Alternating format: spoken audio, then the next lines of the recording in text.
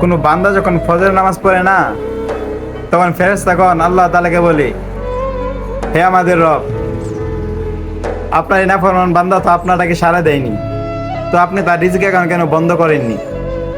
আল্লাহ তাআলা বলেন, সে তো আমার ওই বান্দা, ফজর নামাজে আসে নাই তো কি হয়েছে, জোহরের নামাজে ঠিক হয়ে আসবে।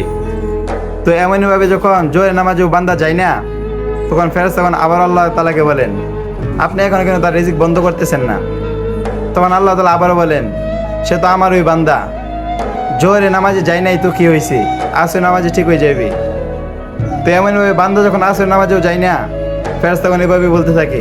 আল্লাহ তাআলা তখনও বলেন, সে তো আমারই বান্দা, মাগরিব নামাজও অবশ্যই যাবে। মাগরিব নামাজেও যখন বান্দা যায় না, তখন ফেরেশতাগণ আবার আল্লাহ তাআলার কাছে অভিযোগ করে, বান্দা নাফরমান, এবার আপনার নামাজে যায়নি। তখন আল্লাহ তাআলা আবারও বলে, সে তো আমারই বান্দা, সে মাগরিবের নামাজে যায়নি তো কি হয়েছে, এশা নামাজে ঠিক হয়ে যাবে। এমনভাবে যখন বান্দা এশা নামাজেও যায় না, তখন ফেরেশতাগণ আবার ওই বান্দার প্রতি আল্লাহ তাআলার কাছে অভিযোগ করে। আল্লাহ তাআলা তখন বলে, সে তো আমার ওই বান্দা, আজকে নামাজ পড়ে নাই তো কি হয়েছে, আগামীকাল অবশ্যই নামাজ পড়বে। এমনভাবে দিন যায়, দিন শেষ হয়, সপ্তাহ যায়, মাস শেষ হয়। এভাবে ফেরেশতাগণ আল্লাহ তাআলার কাছে বান্দার প্রতি অভিযোগ করতে থাকে। কিন্তু আল্লাহ তাআলা বলে, সে তো আমারই বান্দা, জীবনে একদিন হলেও তো নামাজ পড়বে।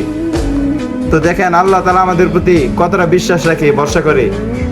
আর আমরা আল্লাহ তাআলার প্রতি কি বিশ্বাস স্থাপন করি, এক ওয়াক্ত নামাজে যাই না, আর উল্টো অভিযোগ করি। আল্লাহ তাআলা আমাদেরকে 5 ওয়াক্ত নামাজ আদায় করার মতো তৌফিক দান করুন। সকলে বলুন আমিন।